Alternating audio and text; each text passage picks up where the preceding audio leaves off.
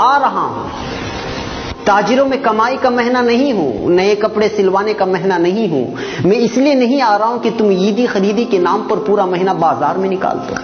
میں صرف تمہیں بھوکا رکھنے کے لیے نہیں آ رہا ہوں. عبادتوں میں دکھاوا کرو اس لیے نہیں آ رہا ہوں. زکوٰۃ اور فطرے کے نام پر نام و نمود بٹورو اس لیے نہیں آ رہا ہوں. افطار پارٹی کے نام پر فضول خرچی کرو اس لیے نہیں آ رہا ہوں. عبادتوں میں دکھاوا کرو اس لیے نہیں آ رہا ہوں.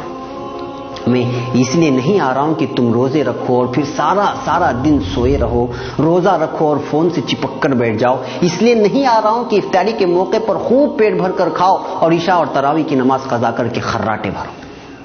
میں تو آتا ہوں اپنے رب کی رحمتوں, برکتوں اور مغفرتوں کی سوغات لے کر, مگر تم اس کو حاصل کرنے کے بجائے تجارت کے حساب و کتاب میں لگ جاتے ہو.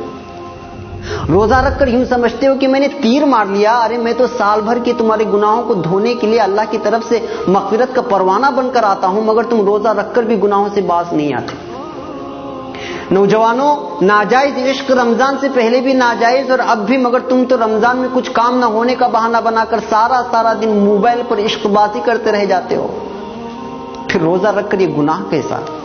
غلط ویڈیوز اور موسیقی سننا ہر وقت حرام, مگر یہاں تو روزے کی حالت میں یا تو سو کر یا پھر موبائل میں گزارا ہوتا ہے.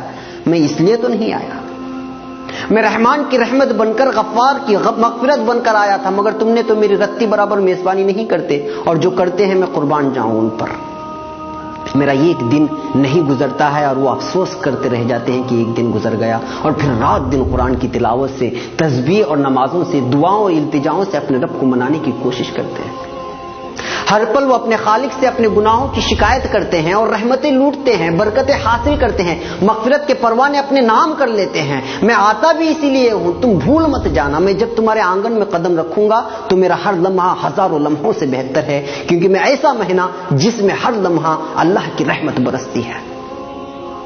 میں کبھی تم کو روزہ بن کر آواز دیتا ہوں, کبھی افطاری کی دعا بن کر, کبھی سحری سے تھوڑی دیر قبل اٹھ کے اپنے رب سے التجا کر کے اسے منانے کی درخواست کرتا ہوں, کبھی رحمت کے 10 دن دیتا ہوں تو کبھی مغفرت کے, اور کبھی جنت و جہنم کی خلاصی کے دعا کے لیے 10 دن تمہارے حوالے کرتا ہوں, مگر تم مانتے نہیں.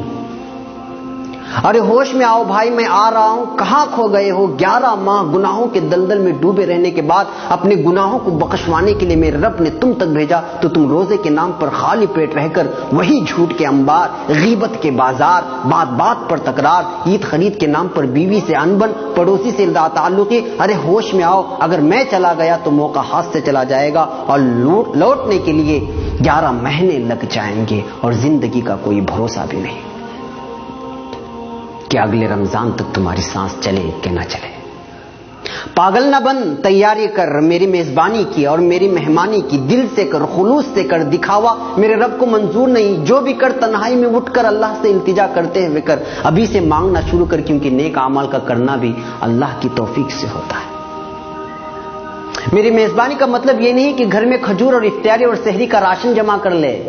میری میزبانی کا مطلب ہے نماز, تراویح, تلاوت قرآن, گناہوں سے اجتناب, جھوٹ, غیبت, فحاشی, ناجائز عشق بازی اور بازاروں کی زینت بننے سے خود بھی بچنا, اور گھر کی خواتین کو بھی اس سے باز رکھنا. میری میزبانی ایسی کر کے تیرا رب تجھ سے راضی ہو جائے, اور جب رب ہی راضی ہو جائے تو اس دنیا سے کیا مطلب جو ایک دھوکے کا گھر ہے. جی ہاں, دھوکے کا گھر. اور ہاں, میری راتوں کو یوں ہی غفلت میں سو کر برباد مت کرنا. اللہ سے اپنا دکھڑا سنانا, برما میں کیا ہوا, فلسطین میں کیا ہوا اور ہو رہا ہے, افغانستان, عراق و شام اور دیگر مسلم ممالک میں جو ظلم ہو رہا ہے, کیا کیا جا رہا ہے, اس کا دکھڑا سنانا اپنے رب سے. بیتے سالوں میں اپنوں اور غیروں نے ہم سے جو برتاؤ کیا اس کی شکایت کرنا اپنے رب سے. وہ سننے والا ہے, سب کے سننے والا ہے, وہ جو سب سے رحیم, سب سے کریم اور تم سے سب سے زیادہ محبت کرنے والا ہے. تمہارا دکھڑا سن لیا تو پھر بیڑا پار ہے, نہیں سنا تو پھر ثواب کہیں نہیں گیا.